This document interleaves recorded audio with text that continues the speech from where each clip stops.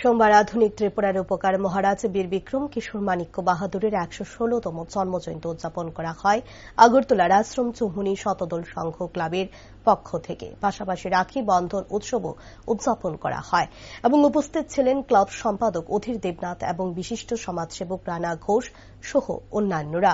বক্তব্য রাখতে গিয়ে সমাজসেবক রানা ঘোষ বলেন, মহারাজা বীর বিক্রম কিশোর মাণিক্য বাহাদুরের জন্মদিনকে এক বিশেষ দিন হিসেবে ঘোষণা করা হয়েছে দেশে ভারতীয় জনতা পার্টির সরকার প্রতিষ্ঠিত হওয়ার পর থেকে, এবং সর্বত্র ছুটির দিন হিসেবেও ঘোষণা করা হয় এই দিনটিকে।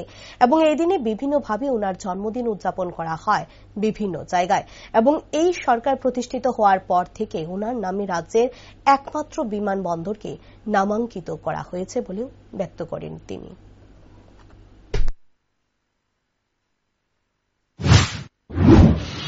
আধুনিক ত্রিপুরার রূপকার তথা আমাদের রাজ্যের সর্বশেষ মহারাজা, যার শাসন এই রাজ্যের আনাচে কানাচেতে বিরাজমান ছিল, ওনার জন্মদিবসে আমাদের সরকার আসার পর থেকে একটা বিশেষ দিন হিসেবে ঘোষণা হয়েছে এবং সর্বত্র ছুটির দিন হিসেবে, হলিডে হিসেবে ঘোষণা হয়েছে আজকের দিনটি। এবং আজকের দিনটিতে আমরা বিভিন্নভাবে ওনার জন্মদিবস উদযাপন করব, শুধুমাত্র ফুলমালা দিয়ে নয়, ওনার বিভিন্ন প্রতিকৃতিতে আমরা পরিদর্শন করব, ওনার বিভিন্ন স্মৃতি, বিভিন্ন ওনার সার্বভৌমত্ব আমরা পরিদর্শন করব। এবং আপনাদের জানা আছে যে আমাদের সরকার আসার পর ওনার নামাঙ্কিত যে ইন্টারন্যাশনাল এয়ারপোর্ট, সেটাও আজকে এটা সারা ভারতবর্ষের মধ্যে একটা জলজ্যান্ত উদাহরণ।